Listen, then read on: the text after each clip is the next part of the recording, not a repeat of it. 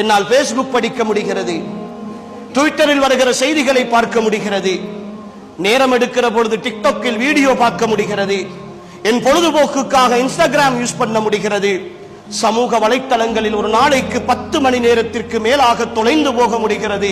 ஆனால் ஒரு 10 நிமிடம் என் வாழ்க்கைக்கு தேவையான, என் கபருக்கு தேவையான, என் மறுமைக்கு தேவையான இந்த குர்ஆனை எடுத்து ஓதுவதற்கு என்னால் முடியவில்லை. நான் என்ன துரோகம் செய்து கொண்டிருக்கிறேன் என்று புரிகிறதா? நான் எவ்வளவு நஷ்டத்தில் இருக்கிறேன் என்று புரிகிறதா?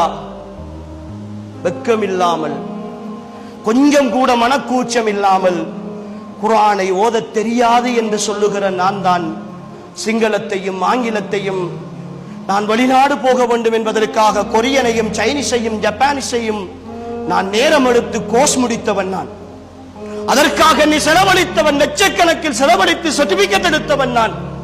ஆனால் பிலிசானின் அரபியின் முபீன், தெளிவான அரபு மொழியில் இருக்கிறது என்று சொன்ன குர்ஆனை, வலகத் யஸ்ஸர்னல் குர்ஆன லிذிக்ர், இந்த குர்ஆனை ஓதுவதற்கு, வாசிப்பதற்கு, மரணமிடுவதற்கு நாங்கள் இலகுவாக்கி இருக்கிறோம் என்று சொன்ன குர்ஆனை என்னால் ஓத தெரியாது. எனக்கு வயது 50, எனக்கு வயது 40. குர்ஆனிய வசனங்களை சரியாக தஜ்வீத் முறைப்படி பிழை இல்லாமல் என்னால் ஓத தெரியாது என்று நான் சொல்லுகிறேனே, நான் என்ன அநியாயம் செய்து கொண்டிருக்கிறேன் என்று எனக்கு விளங்குகிறதா? என்ன நிலையில் இருக்கிறேன் என்று எனக்கு விளங்குகிறதா? என் அன்பான வாலிபர்களே, என் அன்பான உறவுகளே, என் தாய்மார்களே, சகோதரிகளே, நாம் மிக பெரும் துரோகம் செய்து கொண்டிருக்கிறோம் தெரியுமா?